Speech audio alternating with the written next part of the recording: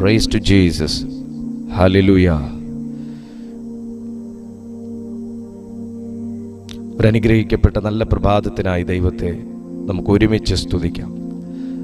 നമുക്ക് ഒരുമിച്ച് ഈ ദൈവവചനം കേൾക്കാൻ, ഒരുമിച്ച് ദൈവകൃപ ഏറ്റെടുക്കാൻ, പുതിയ ഒരു ശക്തിയിൽ ബലപ്പെടാൻ ദൈവം നമുക്കൊരുക്കിയ ഈ നല്ല അവസരത്തിനായി കർത്താവിനെ സ്തുതിക്കുന്നു.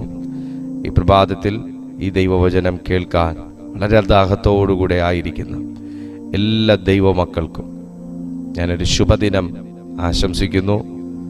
ദൈവം നിങ്ങളെ എല്ലാ നന്മകളാലും നിറയ്ക്കട്ടെ. ദൈവം നിങ്ങളെ അനുഗ്രഹത്തോടെ വഴി നടത്തട്ടെ. നിങ്ങൾക്കെല്ലാവർക്കും എൻ്റെ സ്നേഹവന്ദനം ഞാൻ അറിയിക്കുന്നു. നമ്മുടെ ചിന്തയ്ക്ക് ആധാരമായി നമുക്ക് സങ്കീർത്തന പുസ്തകങ്ങളിൽ 1-ാം സങ്കീർത്തനം 6 വാക്യങ്ങളാണുള്ളത്. നമുക്കെല്ലാവർക്കും ദൈവത്തിൻ്റെ തിരുവെഴുത്ത് നിവർത്തി നമുക്കത് വായിക്കാം. 1-ാം സങ്കീർത്തനം. ദുഷ്ടന്മാരുടെ ആലോചന പ്രകാരം നടക്കാതെയും പാപികളുടെ വഴിയിൽ നിൽക്കാതെയും പരിഹാസികളുടെ ഇരിപ്പിടത്തിൽ ഇരിക്കാതെയും യഹോവയുടെ ന്യായപ്രമാണത്തിൽ സന്തോഷിച്ച് അവൻ്റെ ന്യായപ്രമാണത്തെ രാപ്പകൽ ധ്യാനിക്കുന്നവൻ ഭാഗ്യവാൻ.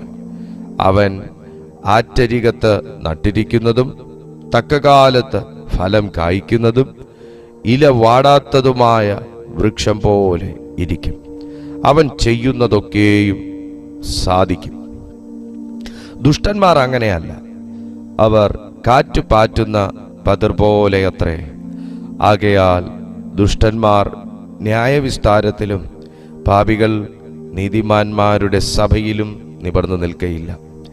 യഹോവ നീതിമാന്മാരുടെ വഴി അറിയുന്നു, ദുഷ്ടന്മാരുടെ വഴിയോ നാശകരമാകുന്നു. യഹോവ നീതിമാന്മാരുടെ വഴി അറിയുന്നു, ദുഷ്ടന്മാരുടെ വഴിയോ നാശകരമാകുന്നു. ഈ അനുഗ്രഹിക്കപ്പെട്ട സങ്കീർത്തനത്തിനായി ഇത് ദൈവത്തിന് ഇന്ന് എന്നോട് സംസാരിക്കാനുള്ള ദൈവശബ്ദമാണ് എന്ന് വിശ്വസിച്ചുകൊണ്ട് ഈ വചനത്തിന് ഒരാമേൻ പറയാൻ നിങ്ങൾക്ക് പറ്റുമോ?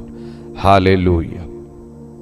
നോക്കുക, ഒരു പ്രവചനത്തെക്കാളും ഒരു ദൂതിനേക്കാളും ദൈവവചനത്തിൽ നിന്നുള്ള പ്രവചനങ്ങൾക്കും ദൈവവചനത്തിൽ നിന്നുള്ള ദൂതുകൾക്കും ജീവൻ ഏറെയാണ്.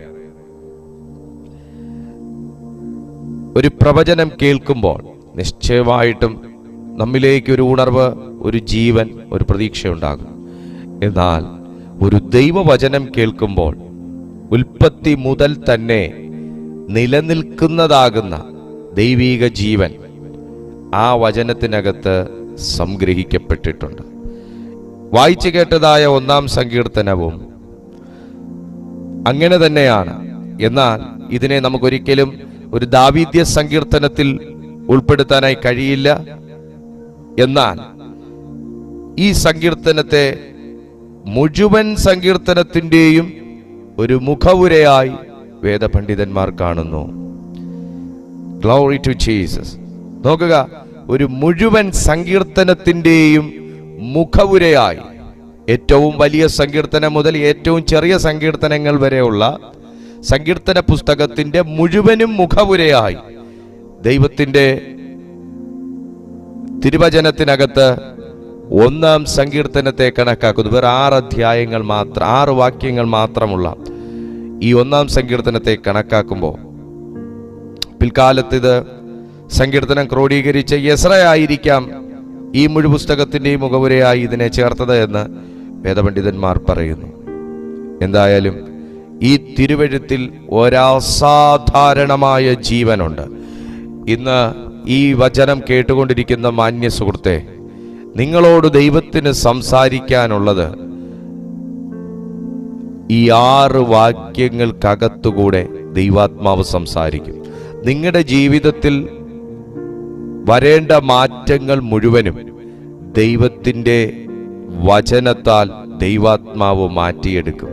നിങ്ങളുടെ പ്രതീക്ഷകളൊക്കെയും ദൈവത്തിൻ്റെ ആത്മാവ് ജീവൻ വെപ്പിക്കുകയും പൂവണിയിപ്പിക്കുകയും ചെയ്യും. 1-ാമത്തെ വചനം ഞാൻ വായിക്കുന്നു, ദുഷ്ടന്മാരുടെ ആലോചന പ്രകാരം. അപ്പൊ ആലോചന ഒരു ദൈവപൈതലിന് മാത്രമല്ല, ദുഷ്ടനും ആലോചനയുണ്ട്. പക്ഷെ ആലോചനയ്ക്കകത്തുള്ള അർത്ഥങ്ങളിലും ആലോചനയ്ക്കകത്തുള്ള സ്ഥിരതയിലുമാണ് വ്യത്യാസം. ദുഷ്ടന്മാരുടെ ആലോചന പ്രകാരം നടക്കാതെയും, ഞാനിത് വായിക്കുമ്പം പരിശുദ്ധാത്മാവ് എൻ്റെ ഉള്ളത്തിൽ തരുന്ന ഒരു ആലോചന ഞാൻ നിങ്ങൾക്ക് കൈമാറുകയാണ്. ആലോചന ദൈവപൈതലിനുമുണ്ട്, ആലോചന ദുഷ്ടനുമുണ്ട്. ദൈവപൈതൽ ദൈവികമായി ആലോചിക്കുമ്പോൾ ദുഷ്ടൻ വക്രബുദ്ധിയോടെ, ദുരാത്മസ്വാധീനത്തോടെ അവൻ ആലോചിക്കുന്നു. എന്നാൽ അടുത്തൊരു പദം ഇങ്ങനെയാ കിടക്കുന്നത്, നടക്കാതെ. എന്നാൽ ഞാൻ ഇങ്ങനെയാ എൻ്റെ ഉള്ളത്തിൽ പരിശുദ്ധാത്മാവ് പറഞ്ഞുകൊണ്ടിരിക്കുന്നത്, നടത്താതെ.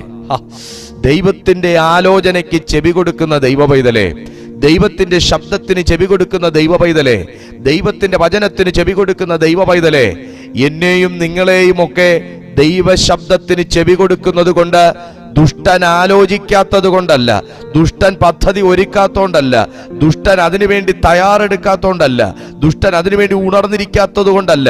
ദൈവാലോചനയ്ക്ക് ചെവി കൊടുക്കുന്ന എന്നെയും നിങ്ങളെയും അതിൽ നടത്താത്ത ഒരു ദൈവത്തിനായി, ആ ദുഷ്ടന്റെ വഴികളിലൂടെ നടത്താത്ത ഒരു ദൈവത്തിനായി, ആ ദുഷ്ടന്റെ വഴികളിലേക്ക് നടത്താത്ത ഒരു ദൈവത്തിനായി ഞാൻ എൻ്റെ ദൈവത്തെ മഹത്വപ്പെടുത്തുന്നു. പാപികളുടെ വഴിയിൽ നിൽക്കാതെയും പരിഹാസികളുടെ ഇരിപ്പിടത്തിൽ ഇരിക്കാതെയും. നിങ്ങളൊരു വാക്യം നിങ്ങൾ ശ്രദ്ധിക്കണം. ദുഷ്ടന്മാർ എന്ന പദത്തിന് എബ്രായ മൂലപദം റാഷ എന്നാണ് രേഖപ്പെടുത്തിയിരിക്കുന്നത്. റാഷ എന്ന വാക്കിന്റെ അർത്ഥം സാൻമാർഗികമായി തെറ്റിയവർ, ചീത്തയായ കാര്യങ്ങളിൽ പെരുകുന്നവർ, അനീതിയുള്ളവർ, ദുഷ്ടന്മാർ എന്നൊക്കെ അർത്ഥമുണ്ട്. അപ്പൊ നിങ്ങൾ നോക്കണം, എന്നെയും നിങ്ങളെയും ദൈവം നടത്താത്ത വഴികൾ ഏതൊക്കെയാണ്. നമ്മൾ നടത്തുന്ന ദൈവത്തെക്കുറിച്ചാണ് മനസ്സിലാക്കിയിട്ടുള്ളത്. എല്ലാ വഴികളിലും നടക്കാൻ ശക്തീകരിക്കുന്ന ദൈവത്തെക്കുറിച്ചാണ് നമ്മൾ സംസാരിക്കുന്നതും നമ്മൾക്ക് കൂടുതൽ കേൾക്കാൻ ഇഷ്ടവും നമ്മൾ കൂടുതൽ കേട്ടിരിക്കുന്നതും. പക്ഷെ ഇന്ന് പകൽ ദൈവാത്മാവ് നിന്നെ കേൾപ്പിക്കാൻ ആഗ്രഹിക്കുന്ന ഒരു വലിയ മർമ്മം ഇതാണ്: നടത്താത്ത ഒരു ദൈവം കൂടെ ഉണ്ട്. ഒരു ആമേൻ പറയാൻ പറ്റുമോ? നടത്താത്ത ഒരു ദൈവം കൂടെ ഉണ്ട്. ഹല്ലേലൂയ. സാധിപ്പിക്കാത്ത ഒരു ദൈവം കൂടെ ഉണ്ട്. ഇന്ന് നമ്മുടെ സന്ദേശം നിങ്ങൾ ചെയ്യുന്നതൊക്കെയും സാധിക്കുമെന്നുള്ളതാണ്. എന്നാൽ ദൈവാത്മാവിനെ കുറിച്ച് നിങ്ങൾ മനസ്സിലാക്കുമ്പോൾ ചെയ്യുന്നതൊക്കെയും സാധിപ്പിക്കുന്നതും ചെയ്യാൻ ആഗ്രഹിക്കുന്നത് എല്ലാം സാധിപ്പിക്കാതെയും ഇരിക്കുന്ന ഒരു ദൈവമുണ്ട്. അത് എന്റെയും നിങ്ങളുടെയും പരാജയത്തിനായിട്ടോ എന്റെയും നിങ്ങളുടെയും തകർച്ചയ്ക്കായിട്ടോ അല്ല, എന്നെയും നിങ്ങളെയും അവൻ കരുതാൻ ആഗ്രഹിക്കുന്നത് കൊണ്ടാണ്. കുഞ്ഞേ, ചില കാര്യമൊക്കെ സാധിച്ചാൽ പിൽക്കാലത്ത് നിനക്കൊരു ദോഷവും വേദനയും ഉണ്ടാകാൻ സാധ്യതയുണ്ട്. ചില കാര്യങ്ങളൊക്കെ നടന്നാൽ പോകെ നിനക്ക് അതിനെ ചൊല്ലി വ്യസനിക്കാനുള്ള സാധ്യതകളുണ്ട്. ചില കാര്യങ്ങളൊക്കെ ഇപ്പൊ അങ്ങ് നടന്നു കിട്ടിക്കഴിഞ്ഞാൽ ഭാവിയിൽ ഒരിക്കലും പരിഹരിക്കാൻ കഴിയാത്ത ചില പ്രശ്നങ്ങൾ ജീവിതത്തിൽ വരാൻ സാധ്യതകളുണ്ട്. ഇപ്പോൾ നിങ്ങൾ ആഗ്രഹിക്കുന്നതും ദുഷ്ടൻ ആഗ്രഹിക്കുന്നതും ഒരേ ആലോചനയാണെങ്കിൽ, ഇപ്പോൾ നിങ്ങൾക്ക് ശരിയെന്ന് തോന്നുന്ന ആലോചന നാളെ ദൈവാത്മാവിൽ ചിന്തിക്കുമ്പോൾ തെറ്റാണെന്ന് തോന്നിയതിനെ പ്രതി ചിലപ്പോൾ വേദന വരാനുള്ള സാധ്യതകളുണ്ട്. ഹല്ലേലൂയ. ചില സമയങ്ങൾ അങ്ങനെയൊക്കെ ആയിപ്പോകാറുണ്ടെന്നേ. മനുഷ്യന്റെ ആലോചനയും ദുഷ്ടന്റെ ആലോചനയും തമ്മിൽ ഭയങ്കരമായിട്ട് പൊരുത്തപ്പെടുന്ന സാധ്യതകളും സാഹചര്യങ്ങളും ഒക്കെ വരും. അതുകൊണ്ട് ദൈവാത്മാവിന് ചെവി കൊടുക്കുന്ന ഒരു മനുഷ്യന്റെ ജീവിതത്തിൽ ശ്രദ്ധിച്ച് കേൾക്കുക. എല്ലാ കാര്യങ്ങളും നടന്നുകൊള്ളണമെന്നില്ല. എൻ്റെ എല്ലാ ശരികളും ദൈവത്തിന്റെ ശരികളല്ല. എൻ്റെ എല്ലാ സ്വീകാര്യതകളും ദൈവത്തിന് സ്വീകാര്യമല്ല. അവനോടുകൂടെ ചേർന്നിരിക്കുന്ന മനുഷ്യൻ മനസ്സിലാക്കും. ഇയ്യോബ് അത് മനസ്സിലാക്കി. ദൈവം കൊടുത്തു, അവൻ തന്നു, അവൻ എടുത്തു. യഹോവ തന്നു, യഹോവ എടുത്തു. എങ്ങനെ കഴിയും ഒരു മനുഷ്യന് ഇത് ദൈവാലോചനയാണെന്ന് മനസ്സിലാക്കാൻ? ആമേൻ. അവൻ സന്തോഷത്തോടെ നടത്തുന്നു.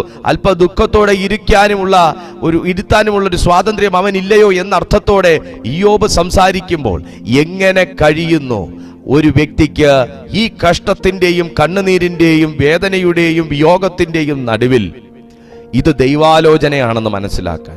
ഇന്ന് പകലിൽ പരിശുദ്ധാത്മാവ് ആരോടൊക്കെയോ പറയുന്നു.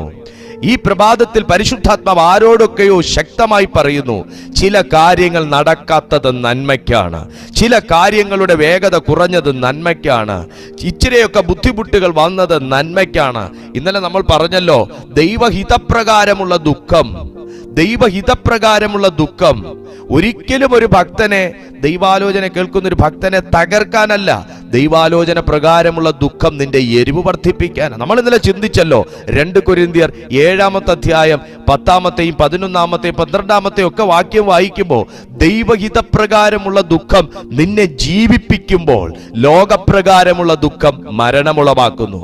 അർത്ഥം, ഇപ്പോഴും നിങ്ങൾ ദുഃഖത്തിന്റെ നടുവിൽ ജീവിക്കുന്നുവെങ്കിൽ, അതിനെ നിങ്ങൾ തരണം ചെയ്യുന്നുവെങ്കിൽ, ഓരോ ദിവസവും ആ ദുഃഖത്തെ മറികടക്കുന്നുവെങ്കിൽ അതിന്റെ പിന്നിൽ അസാധാരണമായ ഒരു ദൈവികാലോചനയുണ്ടെന്ന് പരിശുദ്ധാത്മാവ് ഇന്ന് പകലിൽ ചിലരോട് കൈമാറുകയാണ്. ചിലതൊക്കെ നടക്കാത്തതിനായി, ദൈവം അതൊന്നും നടത്താത്തതിനായി ഞാൻ ദൈവത്തെ സ്തുതിക്കുന്നു.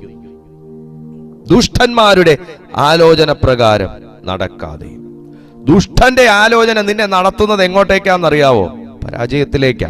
ആത്മീയ പരാജയം, ദാമ്പത്യ പരാജയം, സാമ്പത്തിക പരാജയം, വിശ്വാസത്തിനകത്ത് പരാജയം, എല്ലാ മേഖലയിലും പരാജയം.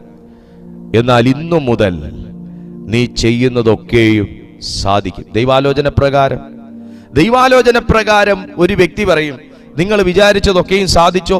100% സാധിച്ചു. നമ്മൾ 100 കാര്യം വിചാരിച്ചതിൽ 10 കാര്യമായിരിക്കും നടന്നേക്കുന്നത്. പക്ഷെ ദൈവാലോചനയ്ക്ക് ചെവി കൊടുക്കുന്നവൻ പറയും സാധിച്ചു. കാരണം സാധിക്കാത്ത കാര്യങ്ങളും ദൈവാലോചന പ്രകാരം സാധിച്ചതിനായി സ്തോത്രം പറയും. മനസ്സിലായില്ല നിങ്ങൾക്ക്? ഞാൻ പറഞ്ഞുതരാം ഒന്നുകൂടെ. നിങ്ങൾ വിചാരിച്ച എല്ലാ കാര്യങ്ങളും നടന്നോ? 100 കാര്യം വിചാരിച്ചതിൽ 10 കാര്യമായിരിക്കും നടന്നേക്കുന്നത്. എന്നാൽ നിങ്ങൾ ഒരു കാര്യം മനസ്സിലാക്കിക്കോ, ദൈവാലോചന തിരിച്ചറിയുന്ന ഒരു വ്യക്തിയെ സംബന്ധിച്ചിടത്തോളം ആ മനുഷ്യൻ നടന്ന 10 കാര്യങ്ങൾക്കും ഇനി നടക്കാനുള്ള 90 കാര്യങ്ങൾക്കും, ആ 90 കാര്യങ്ങൾ നടക്കാനുള്ള സമയം ദൈവത്തിനാകാത്തത് കൊണ്ടും ചില കാര്യങ്ങളൊന്നും അവൻ നടത്താത്തത് കൊണ്ടും, കാരണം അത് നടന്നാൽ നിങ്ങൾക്ക് ദോഷം.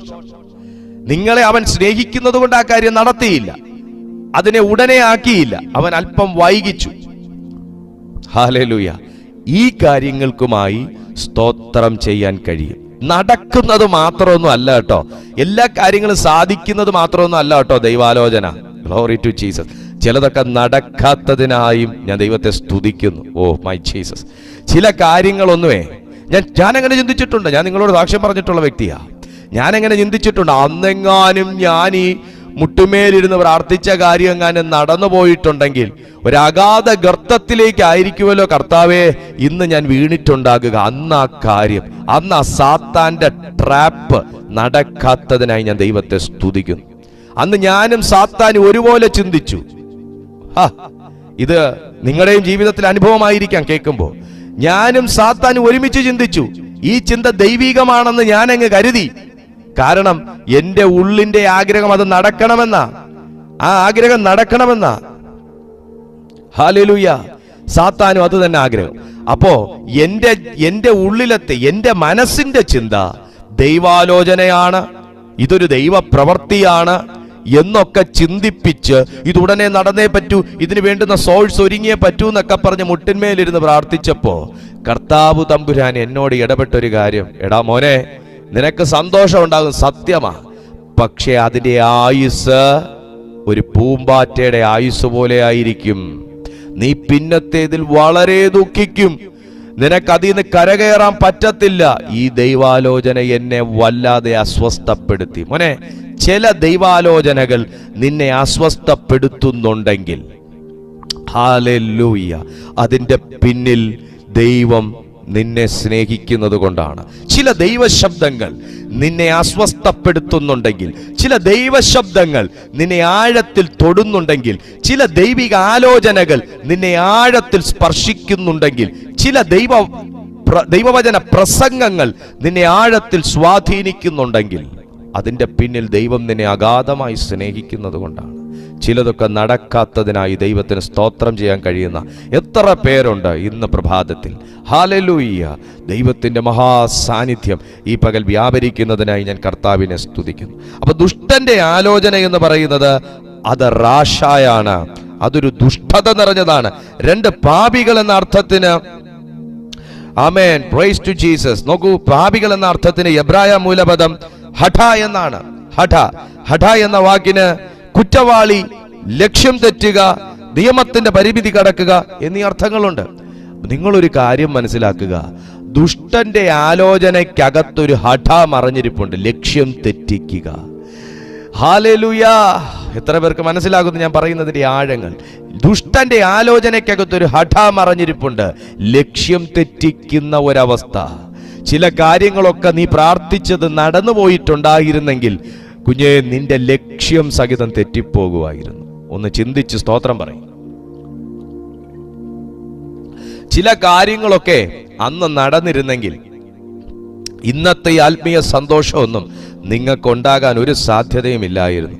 ചില കാര്യങ്ങളൊക്കെ നടന്ന് പൂർത്തീകരിച്ച് സ്തോത്രം ചെയ്തിരുന്നു എന്നൊക്കെ ഉണ്ടായിരുന്നെങ്കിൽ ഇന്ന് സ്തോത്രം ചെയ്യാനുള്ള വിശ്വാസം പോലും നിങ്ങളുടെ ഹൃദയത്തിൽ കാണത്തില്ലായിരുന്നു. കർത്താവ് ഇപ്പോൾ നമ്മുടെ ജീവിതത്തിൽ തന്നിരിക്കുന്ന സന്തോഷത്തിനായി സ്തോത്രം പറയുന്ന എത്ര പേരുണ്ട് ഈ പ്രഭാതത്തിൽ? ഞാൻ ലഭിക്കാത്തതിനെ കുറിച്ച് വേദനിക്കുന്ന കാര്യമല്ല ഞാൻ ചോദിക്കുന്നത്. കർത്താവ് തന്നതിനും ദൈവം അളന്നു തന്നതിനായി ഞാൻ ദൈവത്തെ സ്തുതിക്കുന്നു. അളവില്ലാതെയൊക്കെ ഇങ്ങോട്ട് വന്നിരുന്നെങ്കിൽ, ദൈവം അളവില്ലാതെ അനുഗ്രഹിക്കുന്ന ദൈവമാണ്, തർക്കമില്ല. പക്ഷെ ചില കാര്യങ്ങൾക്ക് ദൈവം ഫിൽട്ടർ വെച്ചേ നിന്റെ അടുത്തോട്ട് വിടുതൽ അയക്കത്തുള്ളൂ. ആമേൻ പറയാൻ പറ്റുമോ? ചില കാര്യങ്ങൾക്കൊക്കെ ദൈവം ഫിൽട്ടർ വെച്ചേ ദൈവം മറുപടി അയക്കത്തുള്ളൂ. കാരണം ആ മറുപടികളിൽ കൂടെ വരുന്ന തരികൾ പോലും നിന്നെ നിശ്ചലമാക്കാൻ പാടില്ല, നിന്നെ ബ്ലോക്ക് ചെയ്യാൻ പാടില്ല.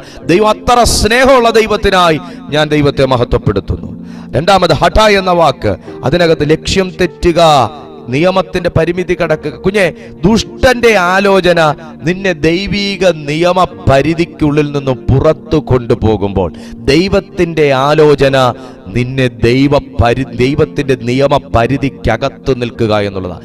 നിയമപരിധിക്കകത്ത് നിന്ന് ചെയ്യുന്ന കാര്യത്തിനകത്ത് ഒരു വിശ്വസ്തതയുണ്ട്. നിയമപരിധിക്ക് അകത്തു നിന്ന് ചെയ്യുന്ന കാര്യങ്ങൾക്ക് ഒരു നിലനിൽപ്പുണ്ട്.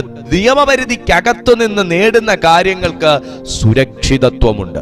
നിങ്ങളുടെ കയ്യിൽ ഒത്തിരി സമ്പത്തുണ്ടെന്നിരിക്കട്ടെ, ഗവൺമെന്റിന് നിയമപരമായി ടാക്സ് കൊടുത്തിട്ടാണ് ആ പണം നിങ്ങളുടെ കയ്യിൽ ഇരിക്കുന്നതെങ്കിൽ ഏത് പാതിരാത്രിയിൽ വിജിലൻസ് വന്ന് കയറിയാലും നിങ്ങൾക്ക് അതിനകത്ത് പേടിക്കാനൊന്നുമില്ല. കാരണം നിങ്ങൾ നിയമ പരിധിക്കകത്താണ്.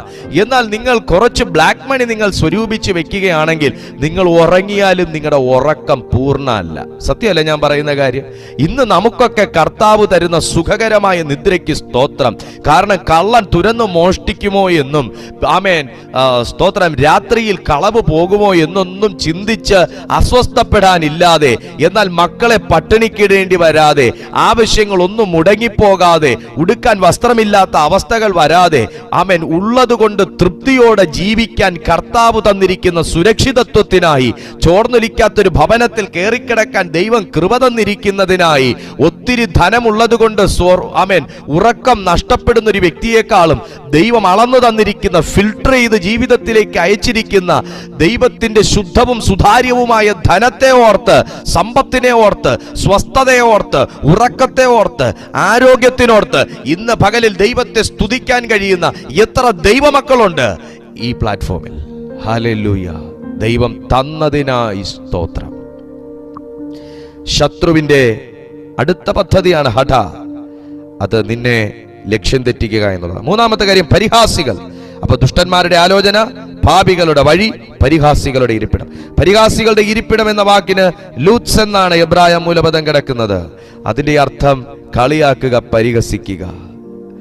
ദൈവം എന്തിനു വേണ്ടി സൃഷ്ടിച്ചുവോ അതിനുവേണ്ടി ജീവിതാന്ത്യം വരെ നിലനിൽക്കുന്ന മനുഷ്യനെ പറ്റിയാണ് ദൈവമക്കളെ ഇവിടെ ഊന്നിപ്പറയുന്നത്. ദൈവം എന്നെയും നിങ്ങളെയും ഒക്കെ സൃഷ്ടിച്ചിരിക്കുന്നത് ആരാലും കളിയാക്കപ്പെടാനും പരിഹസിക്കപ്പെടാനും ഒന്നും അല്ല.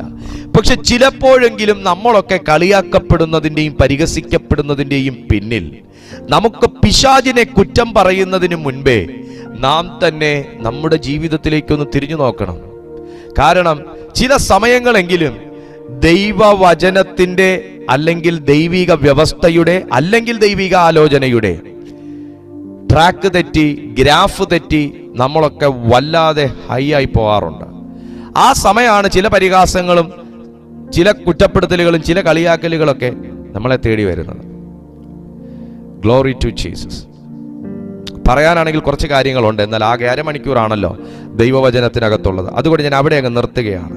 എന്തായാലും ദൈവം എന്നെയും നിങ്ങളെയും കുറിച്ച് ആഗ്രഹിക്കുന്നത് ഒരു ലൂത്സിന്റെ അനുഭവത്തിൽ, അല്ലെങ്കിൽ ഒരു കളിയാക്കപ്പെടലിന്റെ, പരിഹാസത്തിന്റെ അനുഭവത്തിൽ നിൽക്കാനല്ല. ഇന്ന് രാത്രിയിൽ, ഇന്ന് പകലിൽ ഈ സന്ദേശം കേട്ടുകൊണ്ടിരിക്കുന്ന ദൈവ പൈതലേ, ഇന്ന് നിങ്ങൾക്ക് ചെയ്യാനുള്ള കാര്യങ്ങൾ ചെയ്യാൻ കഴിയാത്തതിൻ്റെ പേരിൽ നിങ്ങൾ കളിയാക്കപ്പെടുന്നുണ്ടെങ്കിൽ, ചെയ്യാനുള്ള കാര്യങ്ങൾ ചെയ്തു പൂർത്തീകരിക്കാൻ കഴിയാത്തതിൻ്റെ പേരിൽ പരിഹസിക്കപ്പെടുന്നുണ്ടെങ്കിൽ, ദൈവാത്മാവ് നിങ്ങളോട് പറയുകയാണ്, ദുഷ്ടന്റെ ആലോചനയിലേക്ക് നീ തിരിയാതെ ദൈവത്തിൻ്റെ സമയത്തിനു വേണ്ടി നീ വെയിറ്റ് ചെയ്യുന്നത് കൊണ്ട് കർത്താവ് നിന്റെ നിന്ന ആനന്ദമാക്കി മാറ്റും. ഒരാമേൻ പറയാൻ പറ്റുമോ? Glory to Jesus. അവിടെ ആമേൻ. ഞാൻ രണ്ടാമത്തെ വാക്യത്തിലേക്ക് കയറുന്നില്ല, ഞാൻ അവിടുന്ന് മൂന്നാമത്തെ വാക്യത്തിലേക്ക് ഞാൻ പോവുകയാണ്. അവൻ ആറ്റരികത്ത് നട്ടിരിക്കുന്നതും തക്ക കാലത്ത് ഫലം കായ്ക്കുന്നതും ഇലവാടാത്തതുമായ വൃക്ഷം പോലെ ഇരിക്കും. അവൻ ചെയ്യുന്നതൊക്കെയും സാധിക്കും. ഹോ, എത്ര പേർക്ക് ഒരു ആമയം പറയാൻ പറ്റും ഈ വചനം? ഈ ദൂത് എന്നോടാന്ന് വിശ്വസിക്കുന്ന എത്ര പേരുണ്ട്? കർത്താവെ, ഈ പ്രഭാതത്തിൽ ഈ ദൈവശബ്ദം ഞാൻ സ്വീകരിക്കുകയാണ്. 1-ാം സങ്കീർത്തനത്തിന്റെ 3-ാം വാക്യം ഞാൻ സ്വീകരിക്കുകയാണ് പിതാവേ. ഇത് എന്നോടുള്ള ദൈവാലോചനയ്ക്കായി സ്തോത്രം. This is for me. Hallelujah. അവൻ ആറ്റരികത്ത്. ആരാ ഈ ആറ്റരികത്ത് നട്ടിരിക്കുന്നത്? ഞാൻ, നിങ്ങൾ ഓരോരുത്തരും. കാരണം ദൈവവചനത്തിനു വേണ്ടി, ദൈവാലോചനയ്ക്ക് വേണ്ടി ചില വാഗ്ദത്തങ്ങളൊക്കെ ലേറ്റ് ആകുകയാ. ചില വാഗ്ദത്തങ്ങളും ചില ദൈവാലോചനകളും പ്രവചന ശബ്ദങ്ങളൊക്കെ ലേറ്റ് ആകുകയാ. എന്നിട്ടും still you are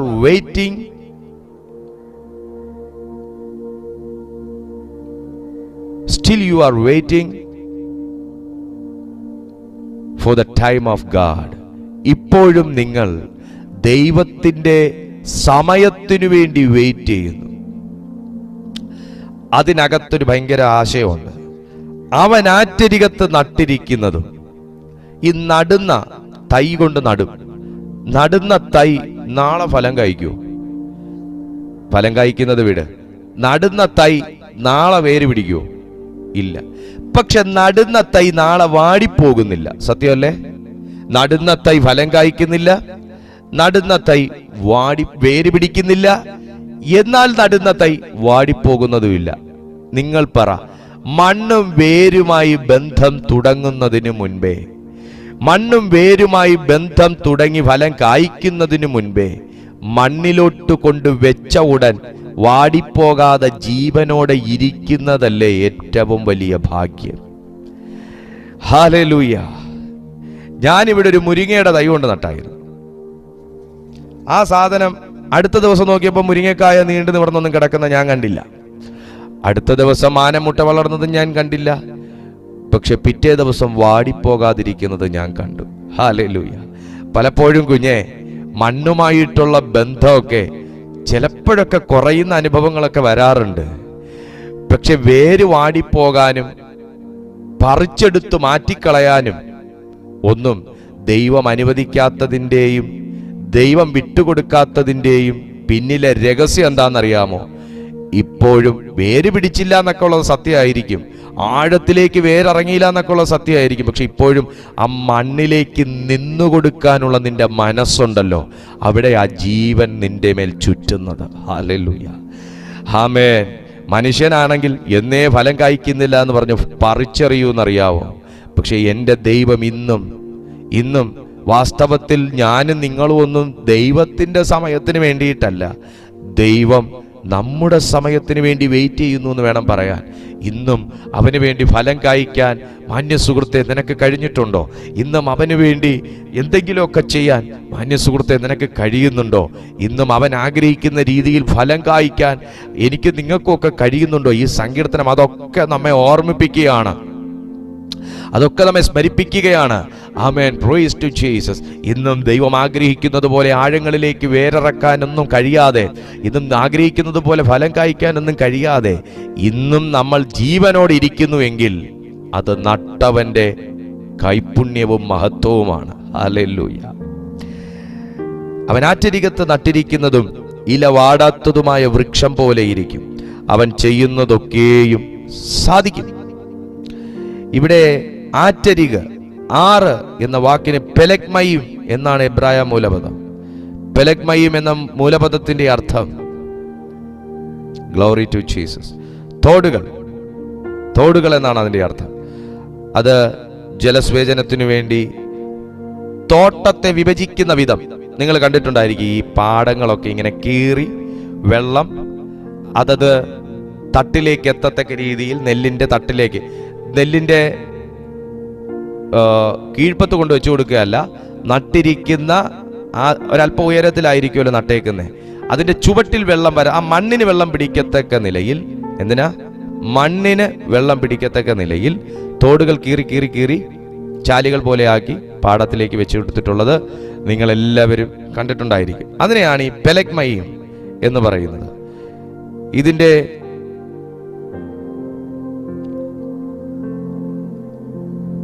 അർത്ഥം മനസ്സിലാക്കി കഴിഞ്ഞാൽ ദൈവത്തിന്റെ ആത്മാവ് ഞാനും നിങ്ങളും ഒക്കെ വാടിപ്പോകാതിരിക്കേണ്ടതിനും, ഞാനും നിങ്ങളും ഒക്കെ ശോഷിച്ചു പോകാതിരിക്കേണ്ടതിനും ഞാൻ രണ്ട് കാര്യം ഇതിൽ നിന്ന് കാണുകയാണ്. തോടുകൾ കീറി ആ തോടുകളിലൂടെ വെള്ളം ഒഴുകി വീഴുന്ന മഴയാണെങ്കിലും ഒഴുക്കുന്ന വെള്ളമാണെങ്കിലും ആ തോടുകളിലൂടെ ഒഴുകി അതത് ചെടികളുടെ വൃക്ഷത്തിന്റെ ചുവട്ടിൽ കൊണ്ട് ആ വെള്ളം എത്തുന്നത് പോലെ ഒരുവൻ എനിക്ക് വേണ്ടി ഉഴവുചാൽ പോലെ അവൻ കീറിയതിൻ്റെ ഫലമാണ് അവൻ്റെ നാമം പറയുമ്പോൾ ഉടൻ ആ നാമത്തിലൂടെ ഒഴുകി ശരവേഗത്തിൽ, പ്രകാശത്തേക്കാൾ വേഗത്തിൽ എന്നിലേക്ക് എത്തുന്ന ഒരു ദൈവീക ജീവനും ദൈവീകാശ്വാസവും നിൽക്കട്ടെ. ഈ വനവൃക്ഷങ്ങളെ കാണുന്നത് പോലെയല്ല നമ്മൾ വീട്ടിൽ ഒരു വൃക്ഷം നട്ടുപിടിപ്പിച്ചു കഴിഞ്ഞാൽ അതിനെ പരിപാലിക്കുന്നു. നിങ്ങളെല്ലാവരും ഫോറസ്റ്റ് വിസിറ്റ് ചെയ്യാൻ പോകുന്നവരായിരിക്കാം, കണ്ടിട്ടുള്ളവരായിരിക്കാം, കാണാത്തവരുണ്ടായിരിക്കാം. നമ്മൾ വൃക്ഷങ്ങൾ വനങ്ങളിൽ കണ്ടൊക്കെ നമ്മൾ ആസ്വദിക്കുന്നു. കാടിൻ്റെ കാഴ്ച കാണാനൊക്കെ എല്ലാ ദൈവമക്കൾക്കും എല്ലാവർക്കും ഇഷ്ടമാണ് കാടിൻ്റെ കാഴ്ചകൾ കാണാൻ. അതിനാണ് നമ്മളൊക്കെ വെക്കേഷൻ ആകുമ്പോൾ എവിടെയെങ്കിലുമൊക്കെ പോകുന്നത്. കാടുകൾ കാണാൻ വയനാട് പോകുന്നവരുണ്ട്, ഇടുക്കി സന്ദർശിക്കുന്നവരുണ്ട്, അങ്ങനെയുള്ള സ്ഥലങ്ങളൊക്കെ സന്ദർശിക്കുന്നു. എന്തിനാണ്? കാടിൻ്റെ ഭംഗി കാണാൻ. പക്ഷെ ആരും കാട്ടിലെ ഒരു വൃക്ഷത്തിനും വെള്ളം ഒഴിച്ചു കൊടുക്കാറില്ല. ആരും കാട്ടിലെ ഒരു വൃക്ഷത്തിൻ്റെയും തൈ പിഴുതെടുത്ത് വീട്ടിൽ കൊണ്ട് വെച്ച് കാടാക്കാറില്ല. കാട് ഇഷ്ടപ്പെടുന്നവർ വീട് കാടാകാൻ ഇഷ്ടപ്പെടുന്നില്ല, എന്നാൽ അവർക്ക് കാട് ഇഷ്ടമാണ്. നിങ്ങളൊരു കാര്യം മനസ്സിലാക്കുക, ഇവിടുത്തെ പെലഗ്മയും എന്ന വാക്ക് കൊണ്ട് അർത്ഥമാക്കുന്നത്, ഇവിടെ ദൈവാത്മാവ് എഴുതി വെച്ചിരിക്കുന്ന ഈ വാക്ക്, അവൻ ആറ്റരികത്ത് നട്ടിരിക്കുന്നതും തക്കകാലത്ത് ഫലം കായ്ക്കുന്നതും ഇല വാടാത്തതുമായ വൃക്ഷം പോലെ ഇരിക്കും.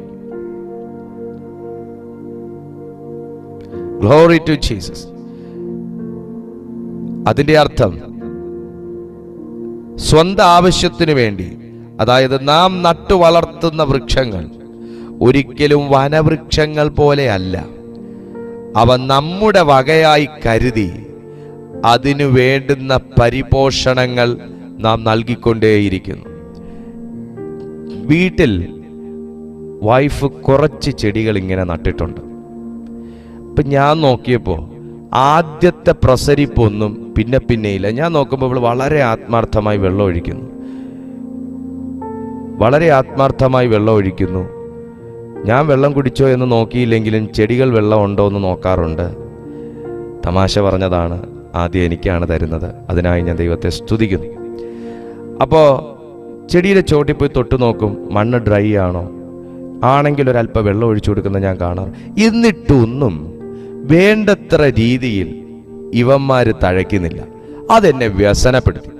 കാരണം കൃത്യമായിട്ട് പരിപാലിക്കുന്ന ഒരു വ്യക്തി ഉണ്ടായിട്ടും അതിനെക്കുറിച്ച് നോക്കുന്ന ഒരു വ്യക്തി ഉണ്ടായിട്ടും ആശിക്കുന്ന രീതിയിൽ അത് തഴച്ചു വളരാത്തതിന് എനിക്കൊരു വേദനയുണ്ടായി. ഇപ്പം കഴിഞ്ഞ ദിവസം ഞാൻ പുറത്തു പോയിട്ട് വന്ന വഴിക്ക് ഇച്ചിരി ചാണകപ്പൊടി മേടിച്ചുകൊണ്ട് വന്ന്, കഴിഞ്ഞ ദിവസം എന്ന് വെച്ചാൽ കഴിഞ്ഞ ആഴ്ച ചാണകപ്പൊടി മേടിച്ചുകൊണ്ട് വന്ന് എന്നാൽ കഴിയുന്നത് പോലെയും അറിയുന്നത് പോലെയും, ഞാൻ ബോട്ടണിയൊന്നും എടുത്ത വ്യക്തിയല്ല, എന്നാലും മണ്ണ് ഇച്ചിരി ഒന്ന് ഇളക്കി അതിൻ്റെ അകത്തേക്ക് ഇച്ചിരി ഒന്ന് ഇതിൻ്റെ പൊടി വിതറി വീണ്ടും ഇച്ചിരിയും കൂടെ വെള്ളം ഒഴിച്ചു കൊടുത്തപ്പോൾ എന്തിനേറെ പറയുന്നു, എൻ്റെ വീടിൻ്റെ മുറ്റത്ത് നിൽക്കുന്ന ചെമ്പരത്തിയുടെ നിറത്തിൽ പോലും വ്യത്യാസമുണ്ട്.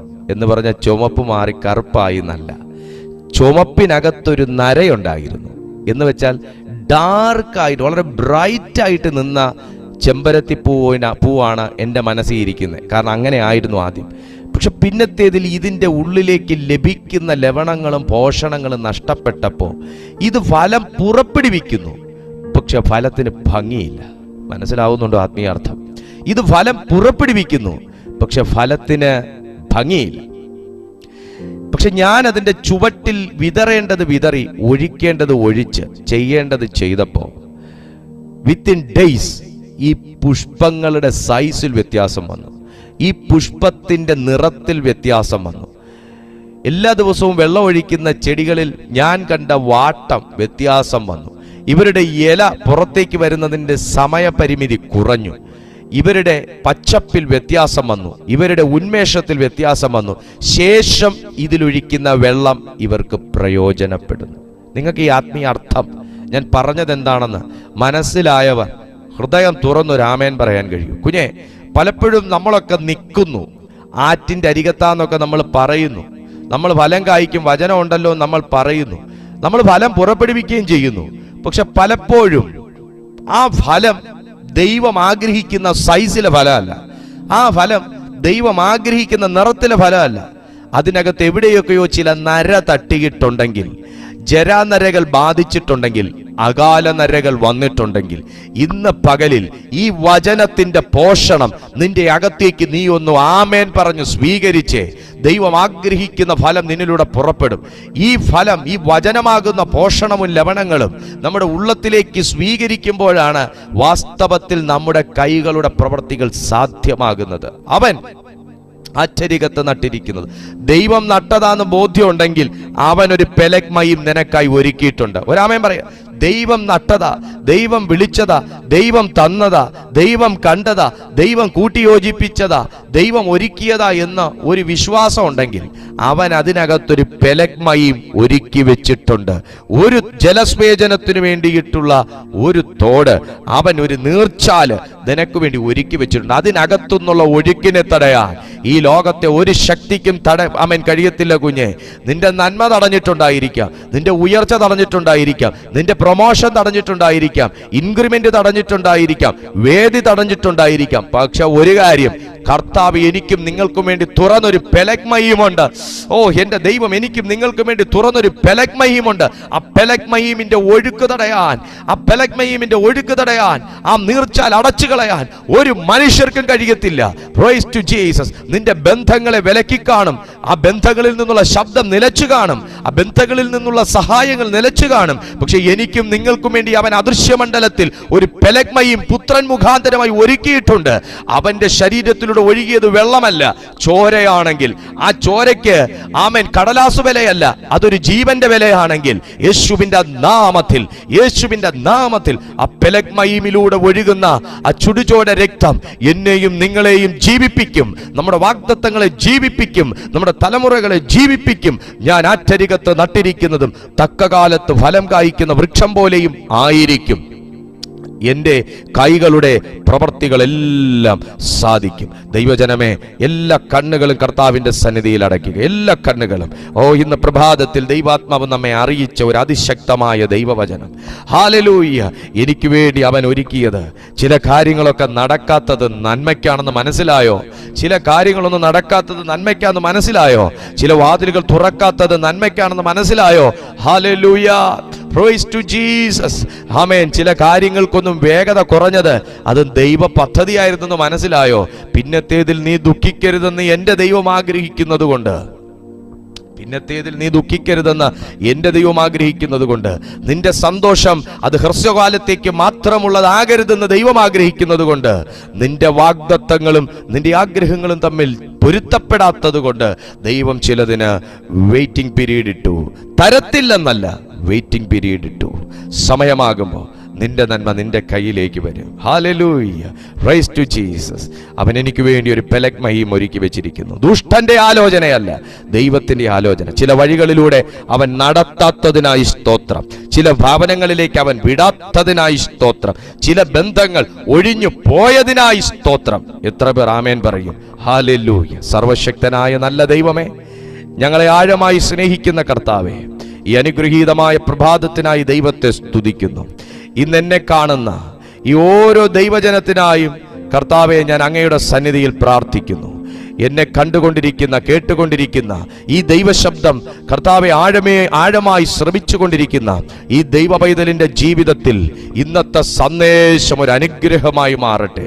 ഇവരുടെ ജീവിതം അനുഗ്രഹിക്കപ്പെടട്ടെ.